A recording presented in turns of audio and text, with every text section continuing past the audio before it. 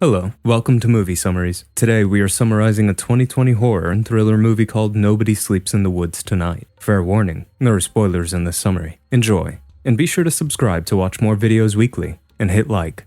The movie begins with a postman riding his bicycle in a majestic forest in Poland. He drops by at a dilapidated house in the middle of nowhere to deliver the mail. The owner of the house is a woman who looks like she's preoccupied with washing blood-soaked clothes. The house is a disease magnet with roaches everywhere. After the owner does not answer the door, the postman looks around the property. He hears noises coming from a boarded, almost window in the basement area, worried someone might be trapped down there. He rips off the wooden board and sticks his head inside to inspect. Why on earth would you open a boarded window of a creepy house, let alone stick your head in? Bad idea. He seems to be alarmed by what he sees, and extends his hand to pull someone out. Before he is able to grab his bag, the postman is dragged inside the basement as he screams in horror. The next residents on his route will definitely not be getting their mail after that. 30 years pass by, and the movie cuts to present day, with a bus carrying teenagers driving through the same thick forest. The teens have come to the jungle for an offline survival and trekking camp. Their parents have sent them to the camp to cure their addiction to smartphones and the internet. We need more of these retreats these days. After their arrival, the camp leaders seize all their phones and electronic devices. The teens are then divided into different groups, with each group led by a counselor. Each group will head off into the woods the next day. Zozia, Julek, Aniela, Daniel, Bartek are grouped together, and Iza is assigned as their counselor. Bartek is an average teenager excited for the adventure, while Julek is a rounder kid who is occupied by devouring his dinner. Daniel is a jock and is attracted to Aniela, who is a bold blonde. Zozia, on the other hand, is more aloof, and she sits under a tree, seemingly depressed as her teammates mingle. And the scene then cuts to the rundown house seen earlier in the movie. The woman, now old and frail, brought with her a dead animal. She struggles to drag the heavy body into the basement, and accidentally falls into the basement along with the dead animal, and passes out. A monstrous hand then appears and drops the keys the woman dropped after falling into the basement. The woman gains consciousness, but she is soon butchered by the monster. The next morning, the teens prepare to go deep into the woods. It is revealed that Zozia has tried to commit suicide before coming to the camp, as she hides the cut marks on her wrist with a handkerchief. A priest arrives in a fancy car, and prays to the Lord to relieve his believers of their evil addictions. Azza then briefs her group about the 3-day hike, and the team heads into the woods. Julek tries to strike a conversation with Zozia. He tells her that her necklace reminds him of the Terminator T-800 necklace. Zozia, who usually doesn't talk much, tells him that it is her family memento. He then imitates the Terminator's voice. Zozia finally chuckles, and playfully responds, "I'll be back." Way to go, Julek. Watch out, fellas. This guy's Mr. Steal Yo Girl. Meanwhile, Daniel tries to talk to Aniela, but is soon interrupted by Bartek. Bartek tries to pick on Daniel, and makes homophobic comments. Boy, is he messing with the wrong guy. Daniel tells him to back off, but Bartek continues. Daniel eventually loses it, and pushes Bartek in anger. I warned him. He rolls over and bruises his leg. Iza nurses his wound, and the two boys then apologize to each other. Julek then excuses himself for a pee break. As he relieves himself, he notices a carcass of a dead, rotting deer. He gets startled. He calls over everyone to check out the dead animal. After investigating the body, Iza concluded that the animal was not hunted by humans, but rather, a large carnivore attacked him. But Isa brushes off the danger and assures them that the animals don't attack for no reason. Zozia sees something creepy, a pair of hands hugging a tree in the distance, and then it disappears. Weird. After walking some distance, the group stop by a lake to spend the night. The team set up their tents and make a campfire. Isa asks Julek why he was sent to the camp. He reveals that he was addicted to computer gaming. Julek was planning to travel to Korea to take part in a championship game, but his parents cut his internet off and sent him here. As she looks at her notes, Iza asks Zozia to share her story. Iza is stumped by Zozia's notes and gives her the option to share her story when she feels like it. All of a sudden, the group sees something quickly run past them that spooks everyone. Iza goes to investigate and finds it's just a fox. After everyone goes to sleep, Daniel sneaks out of his tent to smoke by the lake. Unable to sleep, Aniela soon joins him. One thing leads to another, and Aniela kisses Daniel. You get the gist. Poor Daniel gets nervous and stutters. Aniela figures out that Daniel is a virgin and laughs. Aniela then gets on top of Daniel and tells him that she is going to be his teacher. The two teens then have, in the words of Dr. Sheldon Cooper, coitus under the moonlight. Aniela then goes back to the tent, while Daniel plans to sleep in a sleeping bag by the lake. He then pulls out his phone that he managed to smuggle into the camp. As he browses through his phone, someone appears in the background walking towards him. Just as Daniel notices the monster, It traps Daniel in his sleeping bag and drags him into the woods. A freaked out Daniel moves violently and tries to resist, only infuriating the monster, who then repeatedly smashes him on a tree. Gosh, that looks so painful. Meanwhile, Zozia relives her family's road trip. Zozia and her sister are playing in the backseat, while Zozia's father is driving the car. Zozia's father gets distracted while taking a selfie with their mom. I'm assuming her whole family dies from the incident. And the movie cuts back to Zozia and her sleeping bag. The team learns that Daniel is missing, and Zozia spots bloodstains on a tree where Daniel was smashed to death by the giant monster. Isaac claims that the blood on the tree is merely tree sap, but the teens don't buy her obvious lie and begin to panic. Isa nevertheless tells everyone to calm down and decides to split up and look for Daniel. Julek tries to warn her that in horror movies, when groups split up, people die.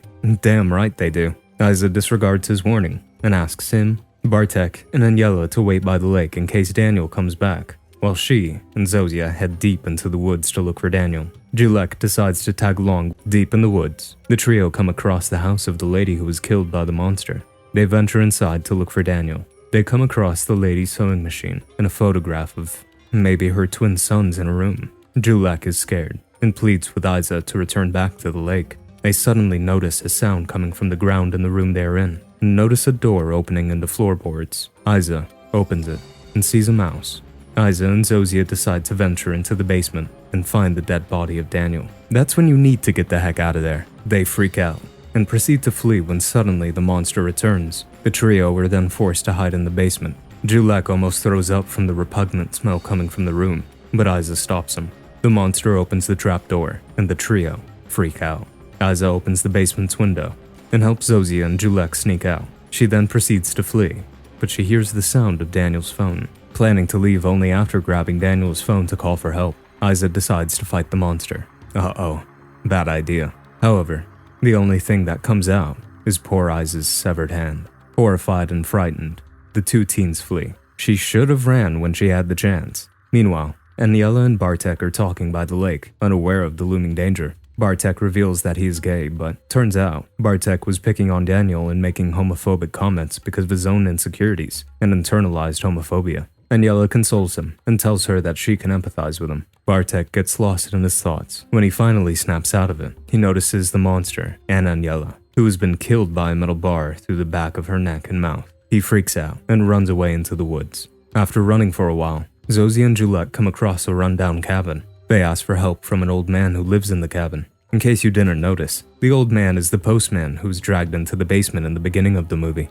Zozia tells the man about the huge monster who killed their friend. She pleads with the man to call the police. The old man then asks the duo to calm down and tells them he doesn't have a phone. Meanwhile, after running for some time, Bartek runs into a nearby church. He seeks help from the priest and tells him about his friends being killed. The priest is skeptical of his claims and wonders if Bartek had been taking drugs. Bartek, shaking and sobbing in fear, assures the priest that he is telling the truth and pleads with him to call the police. The priest reveals that his telephone isn't working due to recent violent storms. However, suddenly, the telephone starts ringing. Just as he realizes the priest's deceit, Bartek is knocked unconscious by the priest. Bartek later wakes up to find himself tied and gagged. The priest reveals that he remembers Bartek from last year and expresses disgust over Bartek's kind, possibly alluding to the teenage boy's sexuality. Suddenly, they hear noise coming from outside, and the priest goes to investigate. Out of nowhere, the monster appears and grabs the priest, and gouges his eyes out as he screams in pain. The monster then shoves the priest into the wood chipper, brutally killing him. Inside the church, Bartek manages to break free and hides in the confession box. He even holds his breath, but the monster finds him seemingly from his smell. Yup, he's screwed.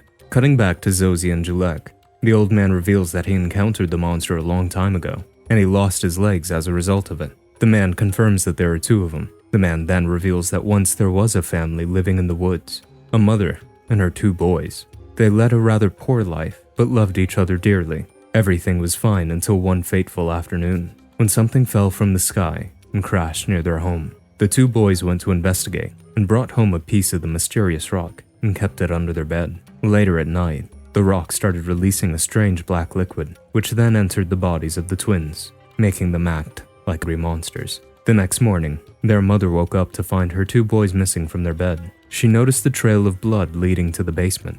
To her horror, she found her little boys feeding on their dog. Frightened and horrified, She locked them up in the basement and regularly brought them dead animals to eat and kept them hidden from the world until she lost her mind. Zozia insists that they must go out and seek help, but the man advises them to stay there if they want to survive, as he has a gun and food. Zozia insists on seeking help. They decide to go back to the monster's house to retrieve Daniel's phone. She has some serious balls. Zozia and Julek find one of the monsters in the basement, chopping Daniel's hand and drinking blood. Zozia proposes that they hide and wait for the monster to leave, but Julek instead offers to create a distraction to make the monster leave the basement immediately. Zozia refuses to put him in danger, but Julek insists that he must bait the monster if they want to make it out alive. That's quite brave of him. Zozia relents and gives Julek her knife with a good luck kiss. With a newfound motivation, Julek goes to the front of the house and bangs on the door. He challenges the monster to come out. Zozia enters the basement and looks for Daniel's phone. Just as she finds the phone, she notices that the monster has returned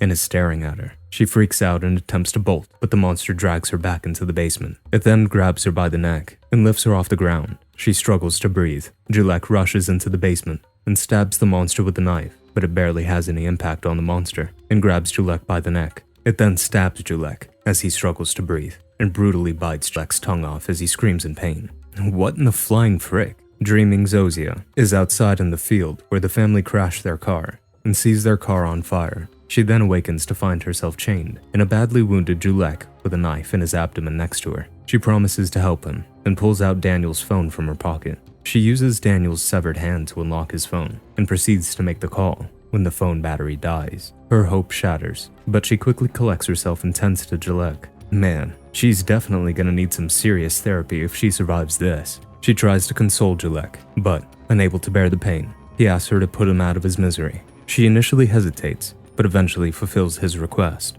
Even if he didn't survive, Julek fulfilled the promise he made to Zozia to protect her. She then frees herself using the knife to open the locks and proceeds to flee. But seeing the dead body of her friends and counselor, she decides to put an end to the monsters for good. She then grabs a machete from the room. She finds one monster sleeping in the bed, holding back her tears and fear. She stabs the monster till it stops moving and flees. Meanwhile, back to the old man. He hears someone knocking on his door. The door begins to open, and the man shoots at the door in fear, assuming it to be one of the twins. Afterwards, when he goes to inspect, the man learns that he had killed an innocent Bartek, who'd come to the cabin seeking refuge. A distressed Zozia runs into a police car in the woods. She asks the policeman for help, and the two then drive away. On their way, the other monster jumps over their car. The policeman assumes that he ran someone over and ventures out to inspect, leaving Zozia locked in the car. Zozia unsuccessfully tries to warn the officer, and the monster splits the policeman in half with its axe. Fearing for her life, Zozia breaks the backseat window and jumps to the front in the driver's seat as the monster gets on top of her car. She struggles to start the car,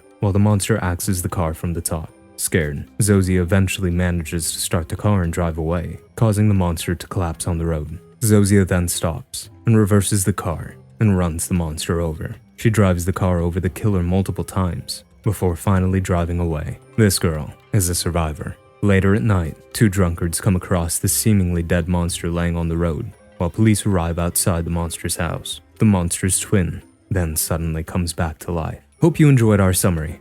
Make sure to like, subscribe, comment, and turn on notifications so you can watch more videos weekly. Thanks.